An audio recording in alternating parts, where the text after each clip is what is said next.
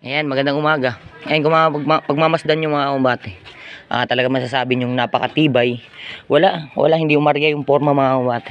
Ayan, walang inaryahan na kahit isa. Ito, talaga inuutos ko itong mga kumbate gawa ng, para pagdating natin sa finishing, o magpapalitada tayo, hindi na tayo maanuhan, hindi na tayo magtitil-til, kaya talagang pinapasugatan ko yan mga kumbate. Ayan, pinapasugatan ko yan gawa ng medyo malambot pa yan. Kaya habang malambot pa, pinapatiltilan ko na para pagdating sa finishing, hindi na tayo magtitil-til. Gawa ng makinis yan mga kabate. Mapapansin nyo rin, talagang yung pamamaraan ko na ganito. Kasi dati yung pamamaraan ko is yung kahoy nga, yung nilulusot dito. Talagang binubutasan namin. Bukod sa matrabaho, minsan umaarya mga kumbate gawa ng pag natapat tayo sa mga kahoy na malalambot. Pag pinakuan natin yung malalambot na kahoy, yung kagaya na itong pagbubuhos is persado, kasi yung halo na gagaling sa taas, pag bumagsak yun, nagkakaroon ng pwersa. Yung malambot na kahoy, kung pag pinakuan nyo yun, nauunti-unti yung nabubunot mga kumbate. Yan yung pinakaano ko, kaya binago ko yung pamamaraan. Ito, kunti lang yung mga skill na nakakalam na itong gantong klaseng pagbuporma mga kumbate. Talagang malulupit yung mga kagaya yan.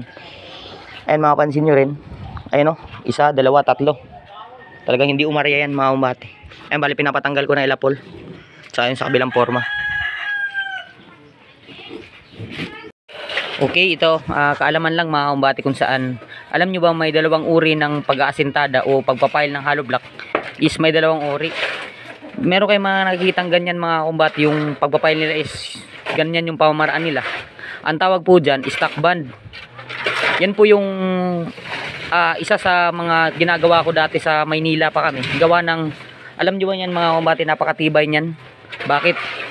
Kasi nga, yung halo nyan is tagos hanggang dulo. Ayan o, tagos hanggang baba yan, yung halo nyan mga kumbate. At saka yung isang uri naman ng pag-aasintada, ito naman mga kumbate. Ayan, ay naman yung pangalawang uri ng pag-aasintada mga kumbate, na kung saan tinatawag yung running band.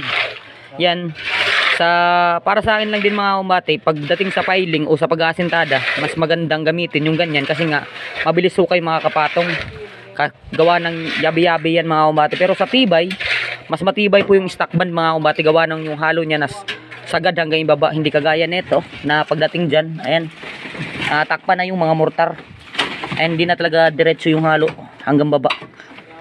Ang ano lang ng stock band mga kumbate, yung ganyang klaseng pamamaraan ng pag-aasintada, which is matagal ho yan, kasi nga every 5 patong yan dapat talaga hinihintuan yan, gawa ng babaloktot ho yan pag diniretso hanggang sagad. Hindi kagaya ng running band, mabilis ho kayo mga pag-aasintada, gawa ng madali po siyang matumigas gawa ng nakayabi na. Ayan. And ito mga kumbate, magbibigay ako ng example lang kung mag-uumpisa kayo ng inyong bahay mga kumbate. Para sa mga DIYers dyan na gusto magkaroon ng bahay, sariling bahay. Sabihin na natin wala silang makuhang skill or wala silang mahanap na skill, tapos gusto na nilang pasimulan. Bali, ito lang yung mga kailanganin mga kumbate bago nyo ma-start yung bahay nyo.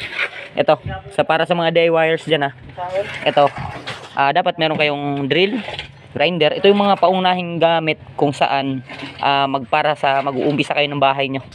So magpapile kayo ng mga hollow blocks, structural. Ito yun, drill, grinder, kulog, tansi, martilyo, paleta, ayan, o kutsara, at saka ito mga kumbate, pambender ng bakal kung ano man, steel hook or gancho sa Tagalog, steel hook sa English, plais, ayan. Ito, bara di cabra o bara pang bunot ng pako, metro, kailangan meron din kayo metro mga kumbate. Ito, lagaring kahoy, tsaka yung maso mga kumbate, gamit na gamit talaga yan para sa pag-install niyo ng forma na ayaw pumasok. Kailangan yung paluin yan para talagang pasok na pasok. Ito mga kumbate, binigay ko tong mga idea na to para lang sa yung wala pa ganong karanasan at gusto nang magpaumpisa ng kanila kalang bahay, o wala pa sila makitang skill na gagawa, tas gusto na lang mag DIY. Pwede nyong simulan mga kumbate pag meron na kayong gamit na ganito. So ayun lang.